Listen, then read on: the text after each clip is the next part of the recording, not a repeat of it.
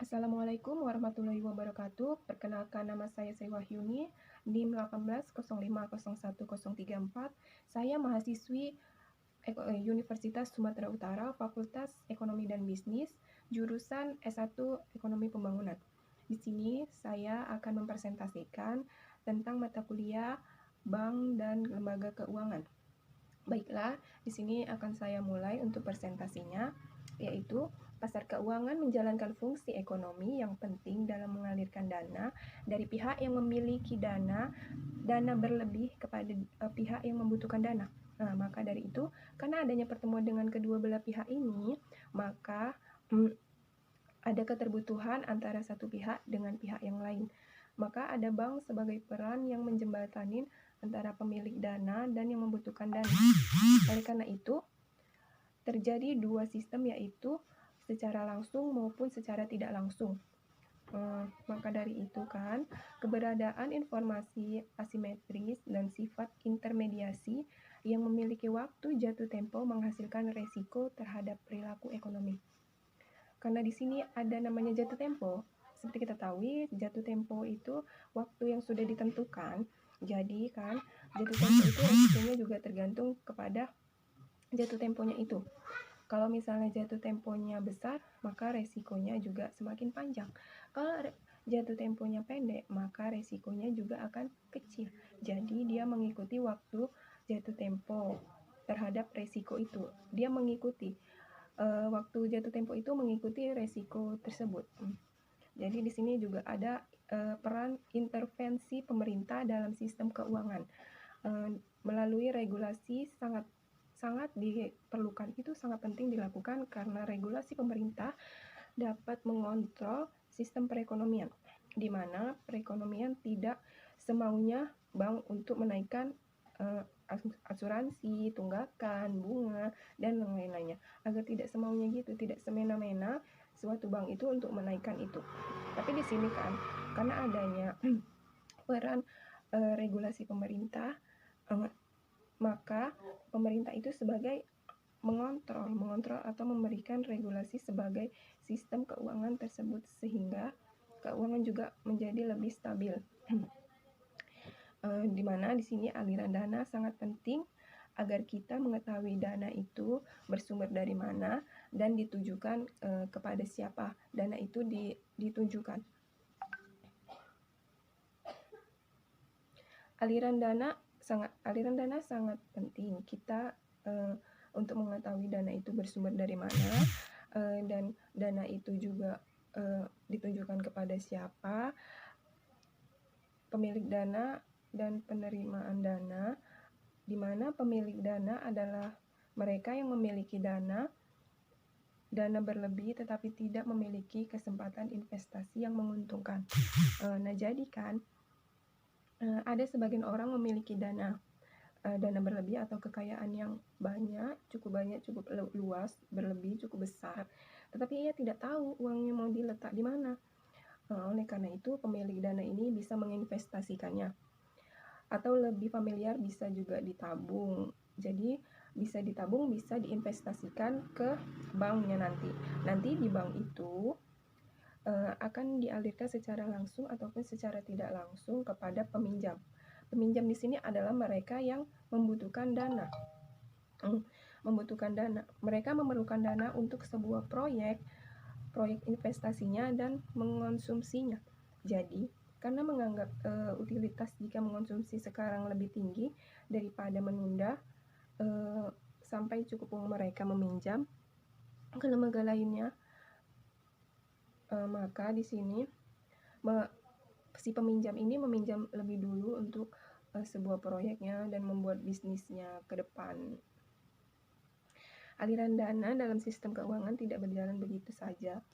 Di sini berjalan sesuai dengan siklus perekonomiannya. Maka ada supplier atau penabung atau yang memberi pinjaman itu. Pinjaman di sini bisa berupa rumah tangga, pengusaha, pemerintah, dan asing. Supplier tersebut bisa melakukan dana secara langsung ataupun secara tidak langsung. Nah, apabila peminjam dana itu melakukan dana secara langsung ataupun tidak langsung, maka di sini si peminjam itu kan bisa meminjam secara langsung, maka akan melakukan dengan mengalirkan dana ke perusahaan, misalnya ke rumah tangga, ataupun menabung, atau melakukan deposito sebagian dananya yang akan secara langsung dialirkan ke perbankan. Bank akan menabung dan akan mengalirkan dana tersebut tentunya ke perusahaan. Jadi dana itu dialirkan ke perusahaan, baru ke peminjam dan ke orang-orang yang memerlukan pembiayaan tersebut. Struktur pasar uang itu ada dibagi 4 ya. Pertama, berdasarkan waktu jatuh tempo instrumennya. Nah, baik, di sini ada yang pembagian tadi ada 4, yaitu pasar keuangan berdasarkan waktu jatuh tempo instrumennya. Di sini terbagi menjadi 2, yaitu pasar uang dan pasar modal, di mana pasar keuangan mentransaksikan sekuritas atau instrumen yang memiliki waktu jatuh tempo kurang dari 1 tahun. Jadi dia itu jatuh temponya lebih cepat gitu, karena dia kurang dari 1 tahun. Baru di sini ada pasar modal, pasar keuangan yang mentransaksikan sekuritas atau instrumen dengan waktu jatuh tempo yang lebih dari 1 tahun. Dia itu jatuh temponya lebih cepat, lebih lama. Maksudnya lebih lama karena kan dia lebih dari jangka 1 tahun. Kalau yang tadi pasar uang itu kan dia lebih cepat karena dia kurang dari 1 tahun, gitu. Jadi terus yang kedua itu ada pasar keuangan berdasarkan prioritas pengembalian. Jadi di sini ada pasar obligasi dan ada pasar ekuitas. Pasar obligasi di mana pemegang surat utang memperoleh prioritas dalam pemenuhan kewajiban karena adanya transfer risiko. Di sini adanya risiko jika kita terlalu lama dalam memperoleh pemenuhan kewajiban itu. Kedua ada pasar ekuitas, yaitu pemegang ekuitas menghadapi risiko lebih tinggi dibandingkan pemegang obligasi. Kemudian ada pasar keuangan berdasarkan transaksi urutan transaksi.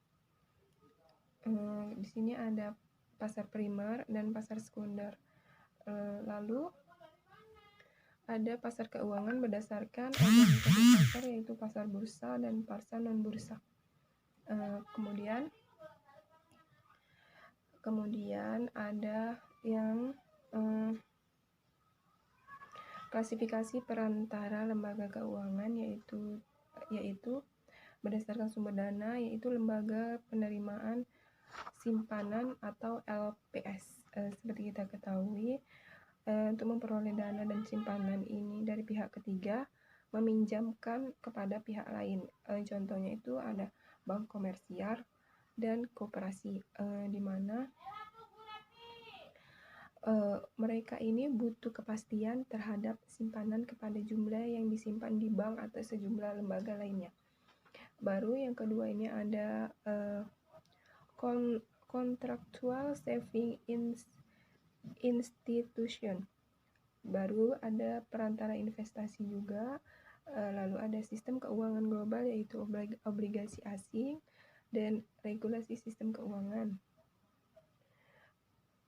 Baru di sini ada bentuk regulasi sistem keuangan, yaitu menyediakan informasi kepada publik. Baru menjaga kesehatan sistem keuangan itu, meningkatkan kemampuan sebagai kemampuan otoritas moneter. Dan kemudianlah presentasi dari saya akhiri. Assalamualaikum warahmatullahi wabarakatuh.